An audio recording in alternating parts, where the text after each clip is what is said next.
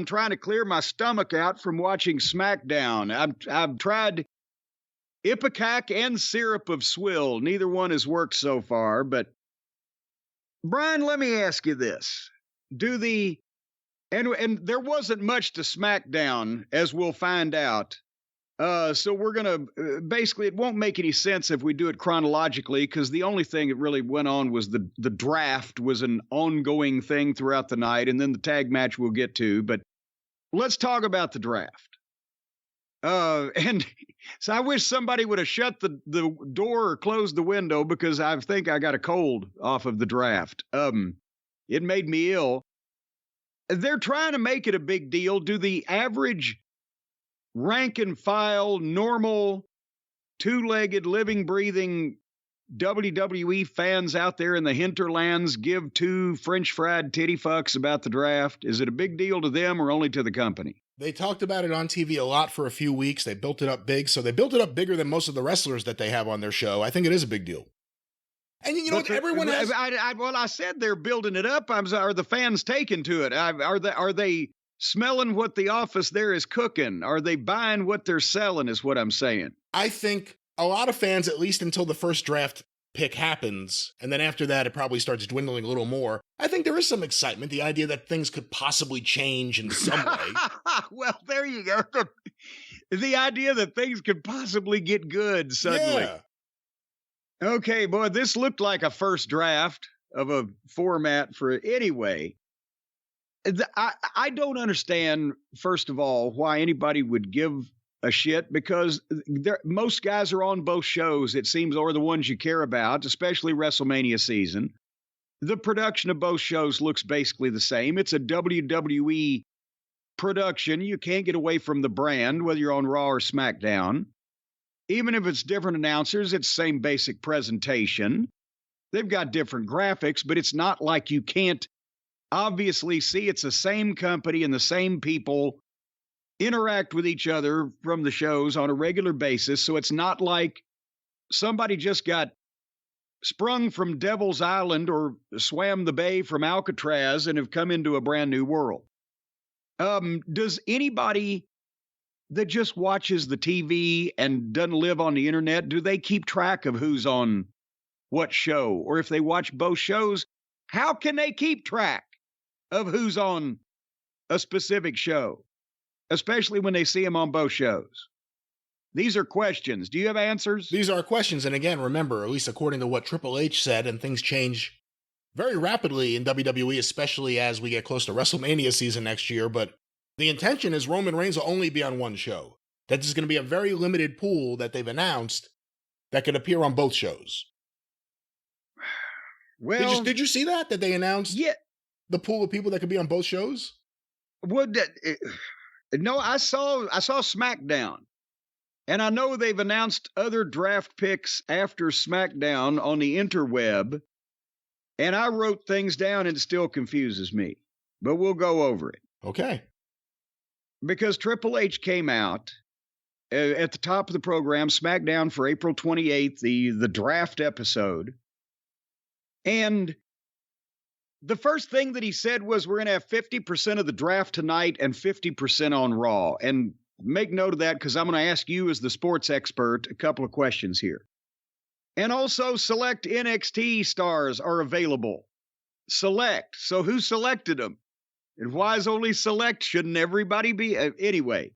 Yeah, what is that? I didn't even think about that. Okay, well, I see, because I'm going to tell you here in a minute.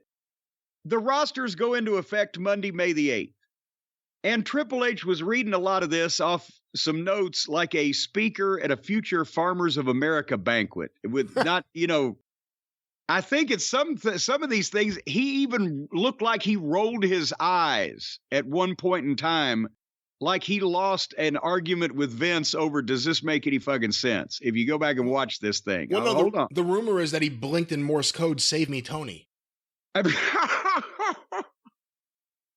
So anyway, now I come to you, Brian. I'm going to ask you some questions. I'm just a small town bird lawyer. I really don't legitimately know anything about pro sports drafts otherwise than they go on. I don't know the rules. I don't know. They go on and on and on, actually. Well, but I mean, I know they happen. I don't know the rules. I don't know. I have the basic idea that, hey, these college kids are coming into the NBA or whatever the fuck, we're going to draft them to pro teams. I got the concept vaguely, but I don't know the rules. But it seems like that it would be the thing that you would do no matter what the sport was or no matter what the endeavor was. If you're drafting people, picking people that you want, and you've got the number one pick, that means that you would want to pick the absolute best person in that pool, the best baseball player, the best basketball player, the best whatever the fuck, right? The biggest money draw, the person that will help your team the best. That's kind of the concept, right? Right. And again, what makes the WWE draft a little different than any of the major sports is that it's more like picking teams for intramurals than it is finding the best amateurs to fill your league in the future with. Okay. But still, they've said in the build up to this thing that tag teams could be broken up or that, things could be uprooted. But for one thing, do you get to pick now a tag team or a guy with his friend and his manager or a group of 4 people as a draft pick in anything? By the way, who's picking? We don't even know that. Well, I mean, there's so many questions. I'm just trying to get to the top ones here first. And they have guest pickers. And they should have had Roy Clark and Buck Owens. One could have been picking, the other could have been grinning. But they had guest pickers all night where Triple H announced some of the picks. And then we'll get to JBL and Teddy Long and Rob Van Dam and the fucking bloated corpse of Michael Hayes. Oh. But how can you pick multiple people as a pick? Is that done anywhere else? No, I mean, usually the first pick in the first round of the Major League Baseball draft, they'll take the most promising young player, more than likely out of college, but not necessarily out of college. That is not the way it's always done. Here, it was, we take this guy and 2 people that he's chosen to take with him. I've never seen that before, no. Okay, and then second, well, I'll get to the point of the first pick, going to SmackDown, Roman Reigns and Solo and Paul Heyman. And that means that the new world champion, the fill-in champion, will be exclusive to Raw because Reigns is on SmackDown. But Reigns has been on one show as often as he's been on the other show here lately. I don't know what the fuck. And then Raw gets the number 2 pick, and that's Cody. Okay, if they'd have picked Reigns, and obviously his manager goes with him, Paul's a given, but Solo, that was odd, when they could have also picked him to go to SmackDown singly. And Cody makes sense because you've just picked the top heel, let's pick the top babyface. Now we go back to SmackDown. Ahead of Seth Rollins, Edge, Drew McIntyre, Sheamus, is Brock Lesnar involved in this fiasco? Kevin Owens, Sami Zayn, they picked Bianca Belair. And that's why I asked you the question, well, wait a minute, isn't it the biggest stars? And I know she's one of the women's champions. But they obviously made it. We picked 2 guys, so now we got to pick 2 girls because number 4 going to Raw is Becky. And see above, yes, Becky and Bianca are 2 of the top women on the roster, but Edge, Rollins, McIntyre, Brock, these are bigger stars, right? So wouldn't they go quicker? And by the way, if I'm the Raw general manager, boy, wouldn't it really screw up SmackDown if I don't pick any more women? If I only pick from the male pool, they'll have to eventually take all the women. Well, yeah, but I mean, see, now they're just... Bro, what if they didn't pick Becky Lynch next? What if they had said, instead, we take Damian Priest or something. Then it'll be like, oh, well, we have Bianca, what's next? And here's the other problem that you have, and you see this later on with one of the other picks. But if Bianca's the champion going here, that guarantees the other champions going there. Well, if they wanted to try to make it interesting, they shouldn't have to guarantee that. If they had the two women's champions on the same show mad at each other because, well, this is my show, I'm the champion. Well, I'm champion of the other show I used to be on. Until somebody beats me, I'm on this show, but I'm their champion. Actually, so that'd be fuck good. You. With Rhea Ripley and Bianca, that'd be good. But the issue is now, not even that it's an issue, but Gunther gets drafted. So that means Austin Theory, because he's the other champion, is going to go to the other show. You just know it. Well, hold on, we ain't there yet. And then they broke up and broke the draft up with various non-wrestling matches. At that point, Triple H introduced the Usos, but we're going to skip ahead and we're going to keep with the draft, and then we're going to come back when we get to the main event and tell you what you didn't miss because it almost didn't happen. So, next out was Rob Van Dam and Michael Hayes. And if you're a smart fan, which is about all we've got left, you know that Michael Hayes is on the creative team. In the wardrobe department. Certainly not the wardrobe department. He looked like an explosion in a Salvation Army drop box. But I think it's SmackDown that he's on. So, but the point is, if you're smart, most people are, you know that. Rob Van Dam, why is he picking people? They just flew him in to fucking announce draft picks. So now this is kind of like the Oscars also, where they got guest pickers. And he had the card upside down. Well, I think he knew what the fuck. I know, but it's still funny.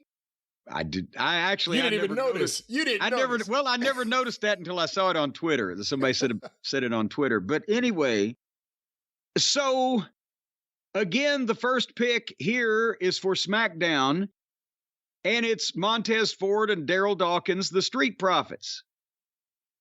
And so there's two of them. And they had said several times, I heard it in the middle of all the other blather leading up to this over the previous few weeks, teams could be split. Well, no, because they just drafted both. How can you? If you're going to have a tag team draft, that's great. That's actually smarter than splitting up any tag team that might be established, somebody might give a shit about, but then don't say teams can be split up. I don't. And then the next pick to Raw,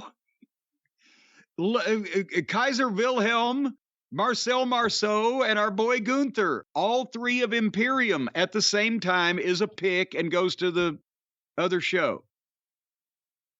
And then after that to SmackDown comes Edge, a Hall of Famer. And then to Raw goes Riddle, a Hall of Shamer. So this is telling me now that somebody thinks that it's better to have Montez Ford and Daryl Dawkins than the aforementioned Owens and Zayn, who are the undisputed tag team champions, or McIntyre, or fucking Rollins is not even, or Sheamus, or well, huge names. But here's the thing that they didn't really clarify, or at least I don't think they did. But looking around online, there seems to be like an agreed upon talent pool for night 2. Was it that? When they said it's going to be 50% now, 50% Raw, was it? Okay. We're only picking from 50%, a pool of 50% of the talent? Okay. Yes, and that would explain why they're doing this, but that wouldn't explain why they're doing this. No, exactly. Because in the NBA, once again, in the NBA draft, we got the 6 top players. Now we're going to go down to the fucking guys ranked in the 20s, and then we're coming back on Tuesday. And we're going to pick those guys from fucking 6 to 19 or what. You see what I'm going with this? Well, Bianca Belair going to SmackDown. Now her husband, one of the Street Profits, going to SmackDown. Becky Lynch going to Raw. That basically guarantees Seth Rollins is staying on Raw, right? I guess. Anyway, more drafting. Here came JBL and Teddy Long. And again, and I love probably 2 of my favorite people, during my period of time in the WWE would be JBL and Teddy Long. But what do they in this context have to do? They're guest pickers. Okay. Can I say something about JBL? Please go ahead. And I won't say anything bad because I know you like him and I don't have anything. I do. I don't have anything fresh today. But someone just put up the video after you told the story about one of the Highlanders showing up in TNA. I forgot. The next thing that we saw him do was on Raw have a singles match with JBL. That was the punishment.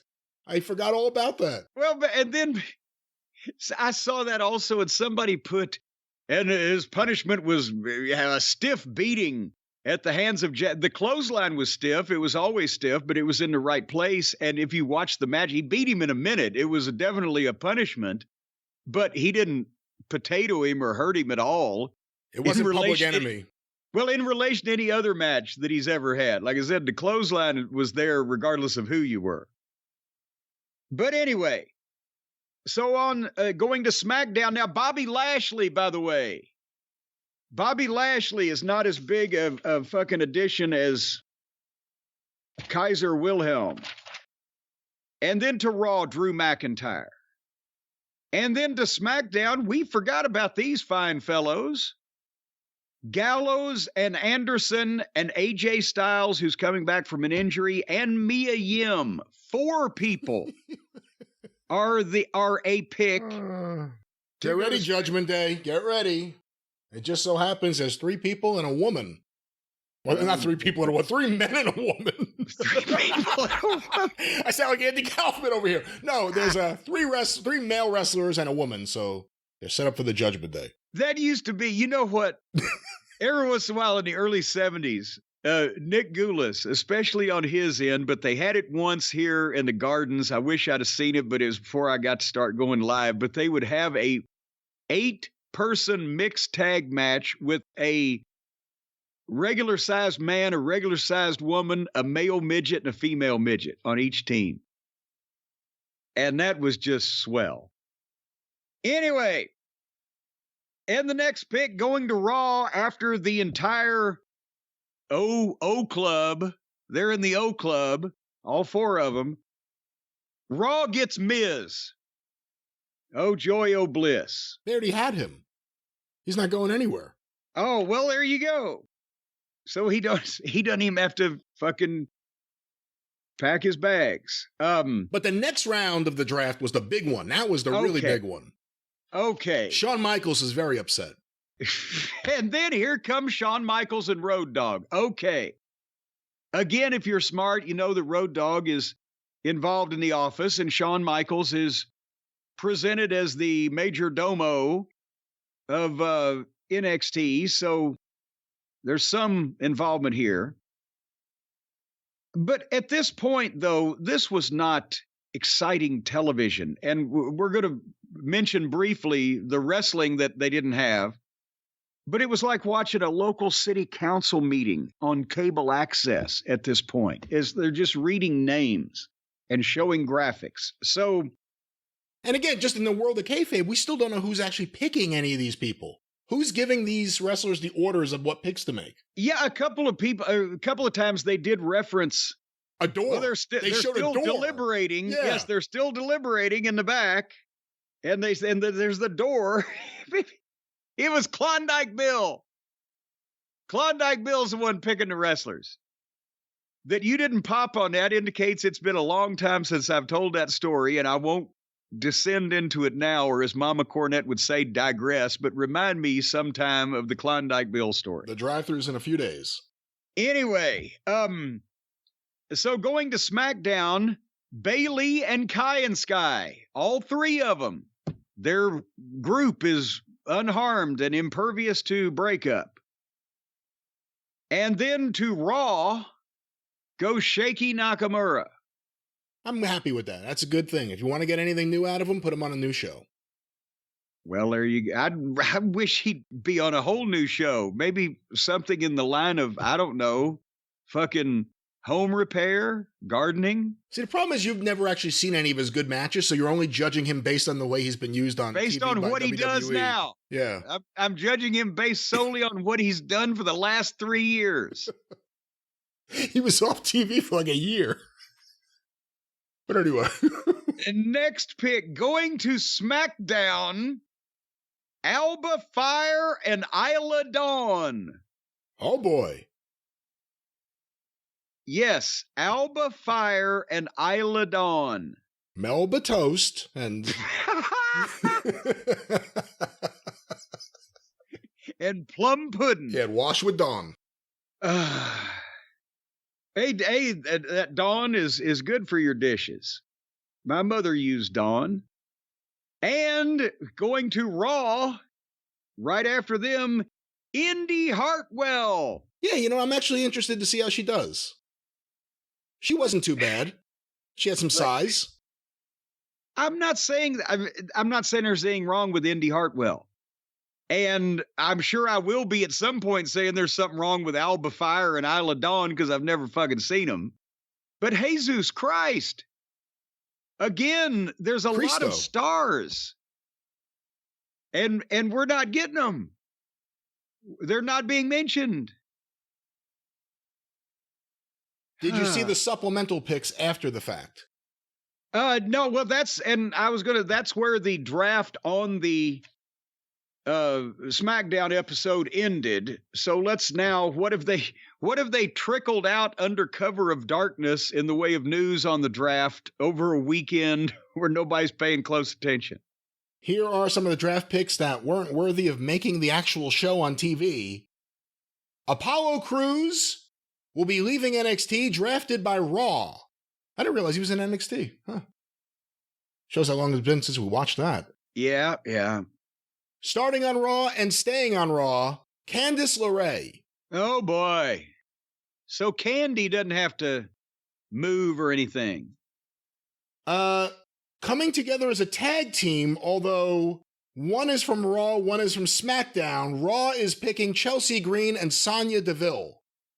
Because Sonya's from SmackDown, Chelsea's from Raw, according to this. But they've been hanging out together for the last month. Every time we've seen one, we've seen the other. I guess that's all it takes to be drafted together, right?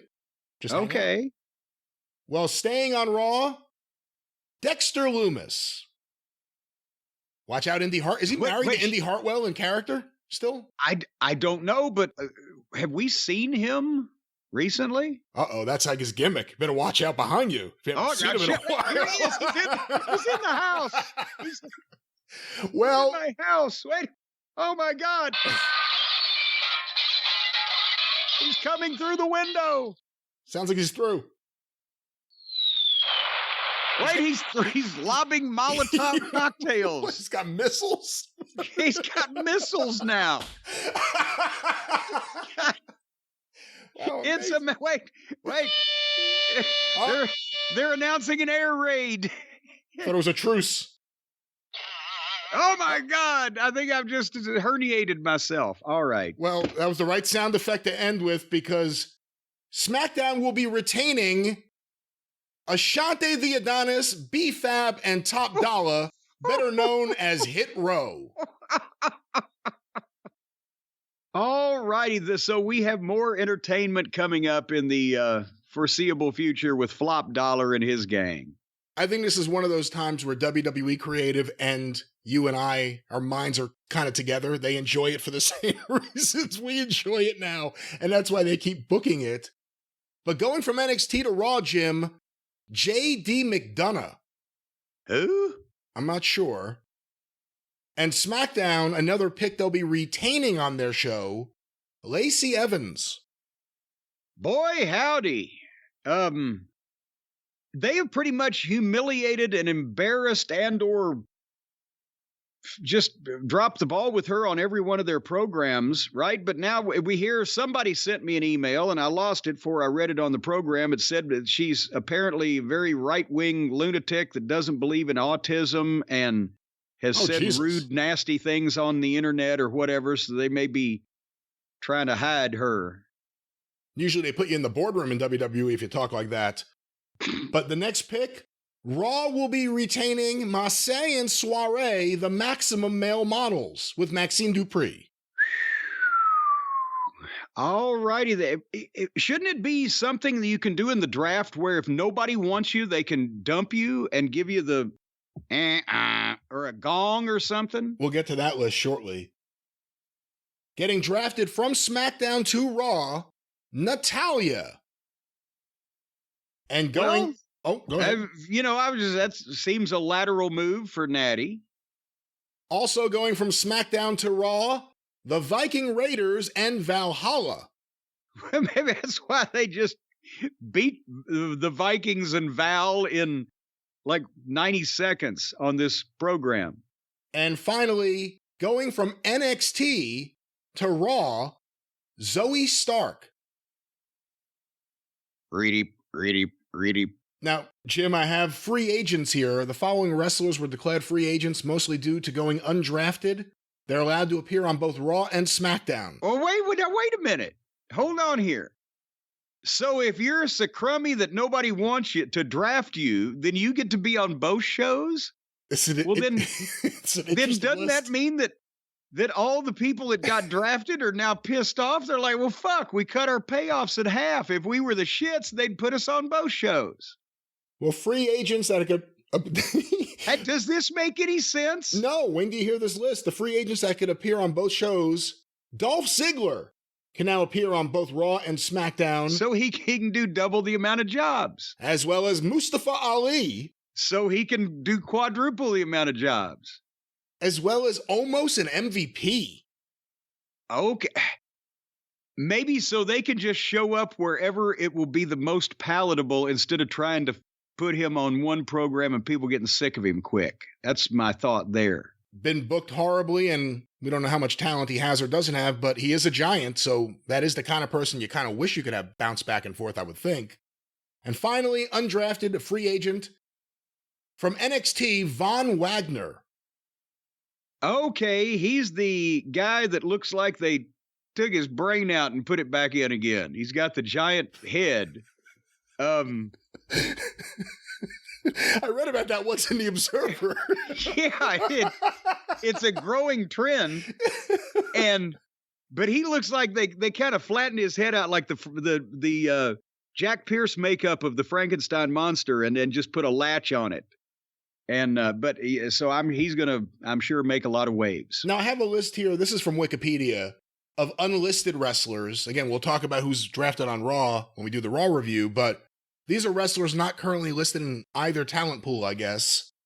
Alexa Bliss, Aaliyah, Big E, obviously injury plays a part in some of this. Right. Bray Wyatt and Uncle Howdy. Ha ha! Carmella. Nobody wants you. Is anyone clamoring for, there was a bit of a fan base clamoring for him when he was gone last time.